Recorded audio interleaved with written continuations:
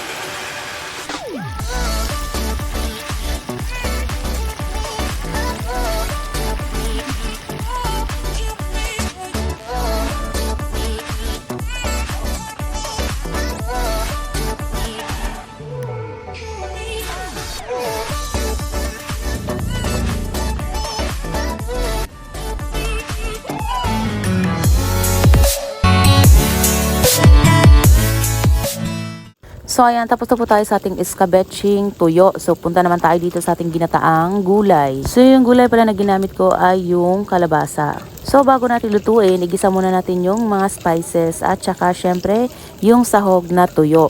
Napakasarap ng tuyo na to kasi hindi siya maalat. So ayan, pagkatapos natin igisa yung spices at saka yung mga sahog, ilagay na natin yung gulay. Syempre first ay yung kalabasa kasi matagal siyang luto. Igisa natin siya kasama ng mga spices at saka yung sahog para ma-mix yung niya lasa. Pagkaraan ng ilang minuto, ilagay na natin ang next na gulay which is yung talong.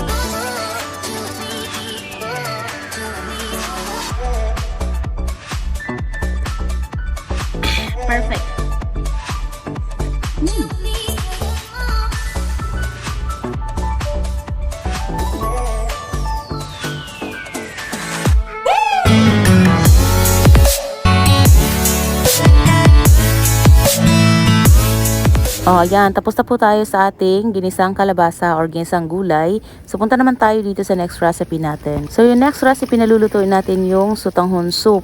Napakabilis lang lutuin ito, perfect sa maulan na panahon. So, yung unang gagawin natin ay ganoon pa rin. Igigisa natin yung mga spices.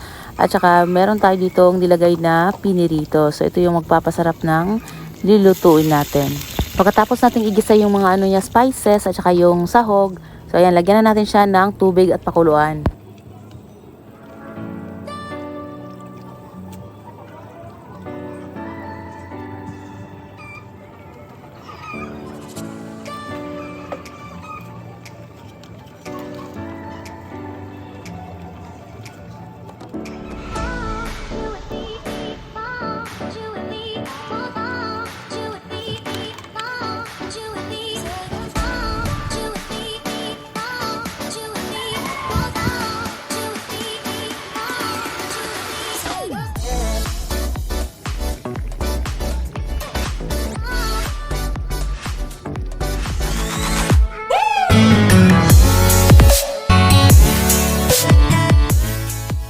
Tapos na tayo magluto ng sutanghon soup at pumunta naman tayo dito sa next nating recipe, which is yung pinaksiw na isda. So unang gagawin natin, ilalagay natin yung mga spices niya. So makikita nyo naman sa picture or sa video kung ano yung mga spices na ginagamit ko.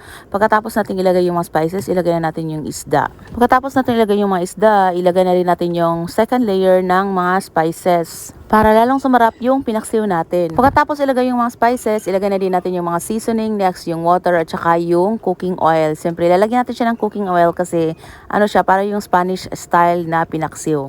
Cooking oil pala yung ginamit ko kasi nga medyo mahal yung yung olive oil.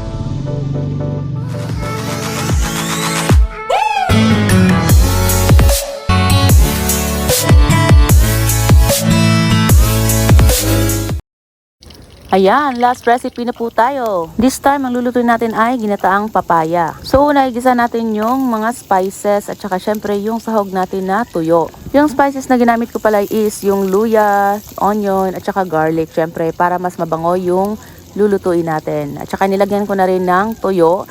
Minix ko na siya sa mga ginisa nating ingredients para medyo crispy yung sahog natin na tuyo.